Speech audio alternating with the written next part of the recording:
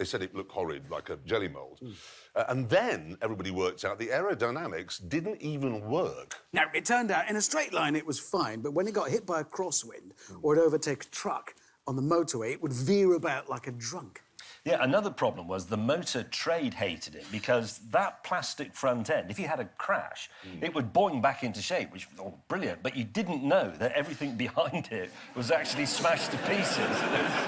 Now, Ford decided there was only one way to get everybody to fall in love with its new mid-sized family saloon. It was something they'd done before. Make a fast version.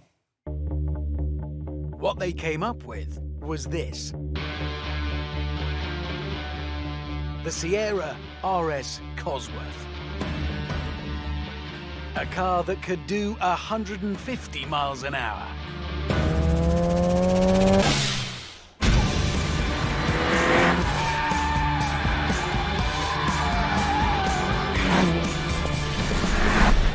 It was 1986. Lots of cars could do 150, but not a Ford.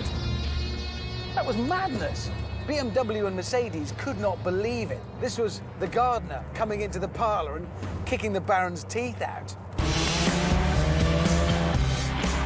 The blue bloods were being absolutely battered by this, the blue-collar worker.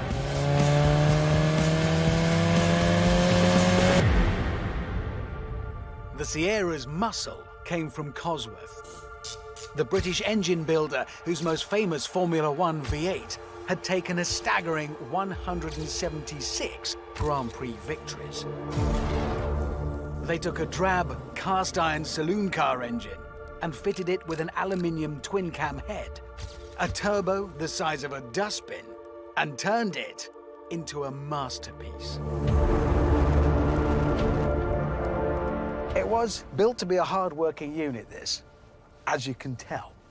The interesting thing about this engine, though, is if you look carefully, you can see there's a second set of injectors that weren't actually connected to anything.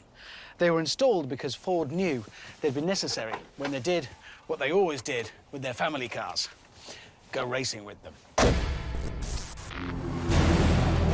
With those injectors engaged and bigger turbos fitted, the race cars were churning out a massive 525 horsepower.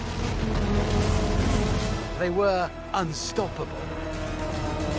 The Ford Sierra Cosworth, the top touring car of the day. In its day, the Sierra won 84